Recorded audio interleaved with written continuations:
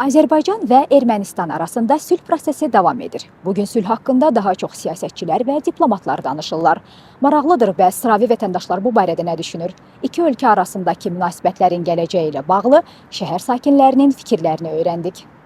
Sizin fikrinizcə bugün Ermənistanla sülh nə üçün vacibdir və ya vacib deyil?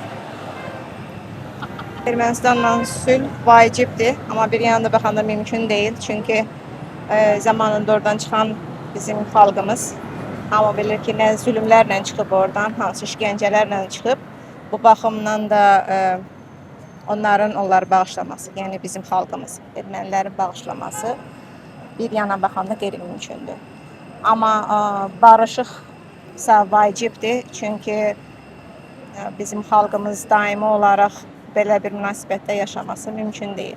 Amma ermənilərlə sual versəniz ki, birlikdə yaşamamız mümkündürmü? Məncə mümkün deyil. Övladlarınız üçün necə bir gələcək arzulayırsınız və sizcə sülh bu gələcəkdə necə bir rol oynayır? Evladlarım üçün əlbəttə ki, sülh olan dövlətdə yaşamasını istərdim. Təbii ki, onların gələcəkləri üçün bu çox önəmlidir. Və şəhidlərimizi, qazilərimizi nəzərə alsaq, mən də bir ana kimi 2 oğlan evladım var. Əlbəttə ki, sülh olmasını istərdim. İstəməzdim ki, mənim evladlarım da müharibə olan bir ölkədə böyüsün. Psixoloji baxımdan da çox da bir gözəl bir şey deyil bu. Keçmişdən hansı əsas dərsi çıxarmalıyıq? Sülh olsa belə keçmişimizi unutmamağı ən önəmlisi. Əgər biz keçmişimizi unudarsaq, mənə elə gəlir bizim gələcəyimiz olmaz. Və bir aralar bu sosialdə belə bir məlumat yaranmışdı ki, biz soyqırımları unutsaq və qeyd etməsək daha yaxşı olar. Məncə xeyr, əksinə. Biz Xocalı soyqırımıdır, 20 yanvar soyqırımıdır, eləcə də 44 günlük müharibədə olan şəhidlərimizdir. Bunları biz unutmasaq, məncə bizim gələcəyimiz daha gözəl və parlaq olar.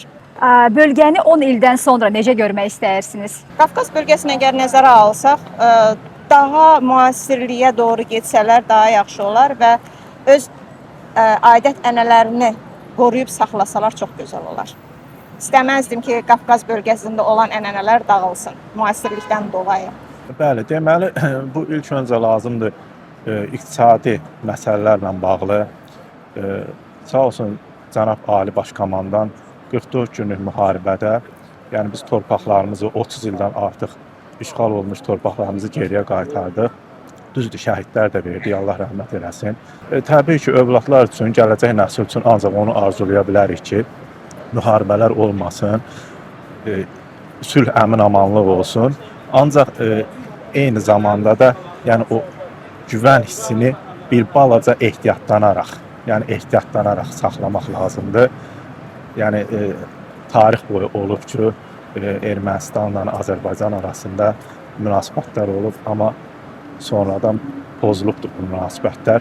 Bölgəmizi təbii ki, əmin-amanlıq, firavanlıq, yəni gələcək nəsillər üçün gələcəkdə gözəl bir onların gələcəyinə inkişaf, əmin-amanlıq olsun, ölkə inkişaf eləsin, yeni proyektlər gəlsin, tikintilər, abadlaşma işləri olsun, quruculuq işləri olsun. Bu cəhətdən yəni belə görmək istəyərdik. Sülh onun üçün vacibdir ki, dünyada xoşbəxtlik, firavanlıq, mehribançılıq olsun. Ən önəmli gənclərimiz tələfat olmasın. Evladlarım üçün də arzulayardım. Tək öz evladlarım üçün yox, bütün gənclər üçün arzulayardım ki, xoş, firavan həyat sürsünlər. Heç vaxt müharibə görməsinlər, dinc, xoşbəxtlik olsun. Gedən qurbanlarımızı, çox gənclərimiz, eləsi var ki, itib indiyənə qədər tapılmayıbdı. Onları da çıxartmalıyıq. Qoy hamı mehriban yaşasın. Dünya malında qalacaq.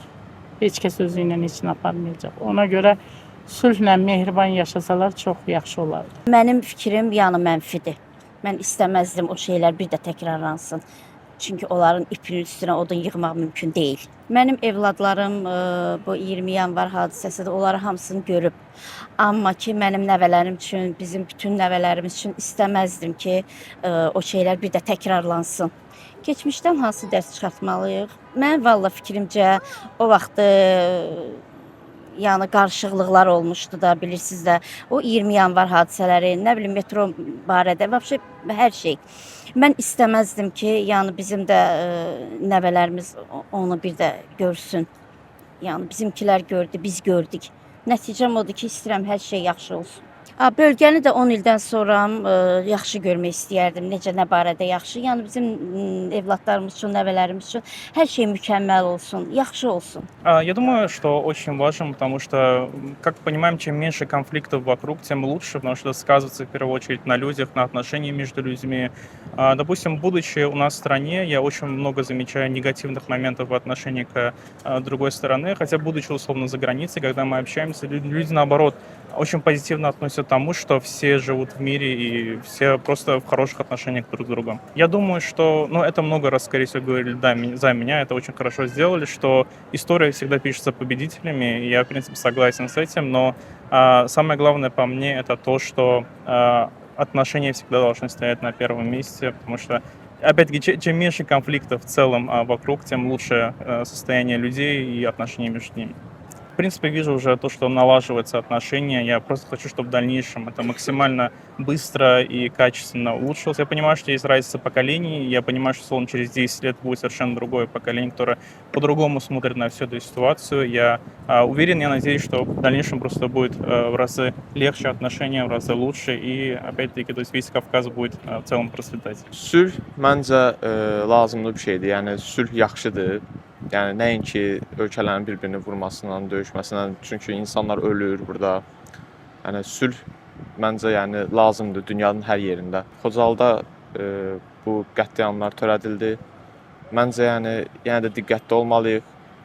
Bizim ölkəmizdə də bəzi qonşu ölkələrdə diqqətli olmalıyıq. Çünki bir də belə bir şey yaşanmamalıdır məncə. Çox pis bir şeydir çünki bu.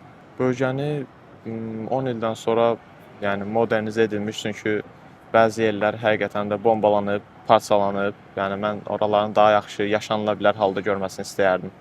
Учитывая то, что я являюсь матерью ветерана, да, мой сын был участник Второй Карабахской войны, то есть не только я, но и другие матеря, да, они испытали это, я думаю, они не захотят, чтобы это повторилось.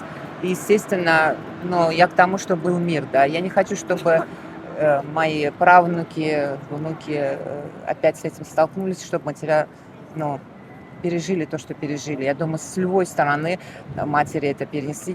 Я считаю, что слезы матерей, они у всех одинаковые. Можно решать сейчас, 21 век, я думаю, такие мирные вопросы можно решать, я думаю, другим иным путем, да, не путем оружия, не путем смерти. Это можно просто заключать определенные договоры, как-то по-другому это делать. Нужно стремиться к миру путем, доверяй, но проверяй само собой, да, то есть учитывая, уважать культуру каждой страны, каждого народа. Естественно, как и все хотят процветания в экономическом плане, в климатическом плане. Чтобы был мир, и будет все, думаю, наложено, сложено вот так как-то. Я так считаю, что мир важен не только с Арменией, мир важен во всем мире. Чтобы был мир, чтобы все отношения между другими странами были положительными, чтобы никто не воевал, чтобы наши дети, у меня 3 сына, чтобы никто из них не попал на войну. Я не хотела бы, чтобы молодежь, которая живет у нас в Азербайджане, чтобы они воевали. Мир в будущем – это опять-таки мир, чтобы не было никаких войн, чтобы не было никаких междоусобиц. Не хотелось бы, чтобы мои внуки попали на войну, чтобы они жили мирно и красиво. То, что мы всегда жили, вернее, все армяне жили у нас в Азербайджане, было все хорошо, мы им верили, мы им доверяли, но однако они нас очень даже подвели. Мы не ожидали, что будет Ходжалы. Наш президент сделал все для того, чтобы мы жили хорошо. Во-первых, это его заслуга, завоевал Карабах. Это самая большая была проблема у нас. И посмотрите, как цветет город. Я была в Джабраиле, я была в Агдаме, в Физулях. Красиво построены дома. Bugün insanlar sülh haqqında suala müxtəlif cavablar verirlər. Lakin demək olar ki, hər kəs gələcəkdən, təhlükəsizlikdən, sakitlikdən və övladları üçün qorxusuz yaşamaq imkanından danışır. Bəlkə də həqiqi sülh elə bundan başlayır. Faiqə Məmmədova, Nadir İbrahimli, First News AS.